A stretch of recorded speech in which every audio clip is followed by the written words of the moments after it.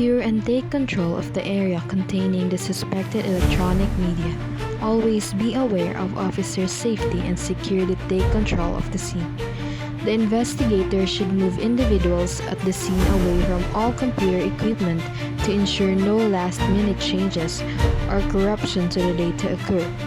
If suspect is allowed to access computer equipment, he or she may be able to destroy or alter the evidence, making it much more difficult to conduct the forensic analysis at a later time.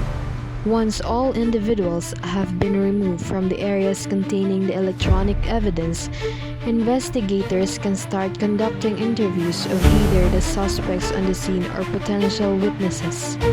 Interviewing the individuals on the scene may provide a substantial amount of information pertaining to the case and may help lead the investigators in the right direction. The interview should take place in an area where the interviews will not be interrupted and allow for the individual to talk freely to the investigator. At this time, conduct your interviews with individuals found on the scene or the crime or the reporting person who provided the information. The investigator should avoid switching the computer system on it is turned off upon your arrival. Make sure there is no active screensaver by pressing one of the arrow keys located on the keyboard connected to the computer system. The arrow keys will not alter any documents if the system is active. Photograph the monitor to show the status of the system upon your arrival on the scene. If the screen is blank and the system is turned on, again, press the arrow keys to ensure a screensaver is not active. If the monitor power is off, turn the monitor power on. Once the monitor comes on, photograph the monitor to show what was on the screen at the time of your arrival. Check to see if the system is connected to the internet or has network capabilities. Some systems may not have a Cat5 or other type of network cable attached. The system could be utilizing a wireless connection. If the system is networked, the investigator will want to capture the volatile data contained in the system's memory. If the system's power is disconnected before volatile data has been collected, the data will be lost and the investigator will not be able to retrieve that data at a later time. Once the investigator has collected the volatile data, he will want to disconnect the power from the machine in order to shut it down. The forensic practice is to disconnect the power source from the rear of the machine and not from the wall outlet. This will make sure the investigator is removing the correct power supply and not another system's power. Shutting down using the operating system will alter the registry and it will be considered as tampering of evidence. After taking all the necessary photographs, the investigator must label and tag all the evidence located in the crime scene.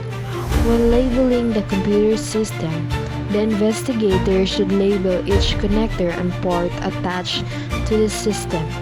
This will help ensure the investigator will be able to reconstruct the system in a court of law.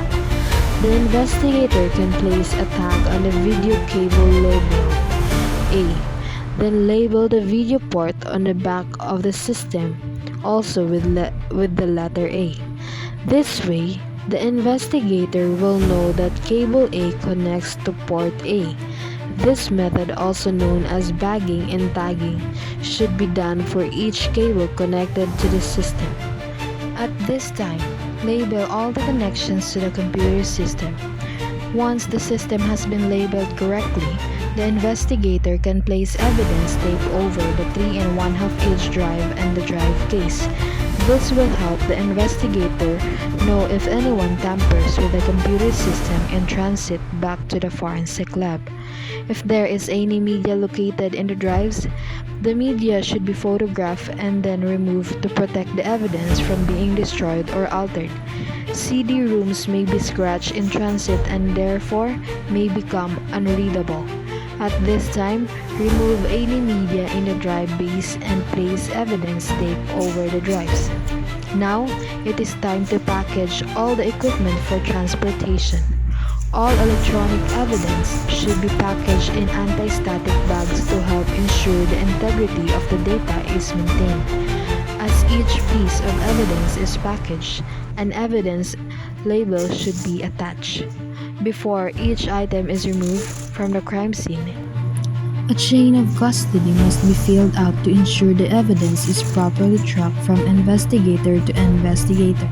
A chain of custody will contain the name of the recovering officer and the date and time he transferred the evidence to the primary investigating officer.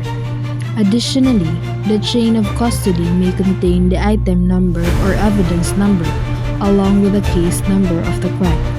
Search through all the documentation to find passwords or other physical evidence that may pertain to the crime. Passwords or hidden notes may be located on the scene inside documentation, manuals, or books.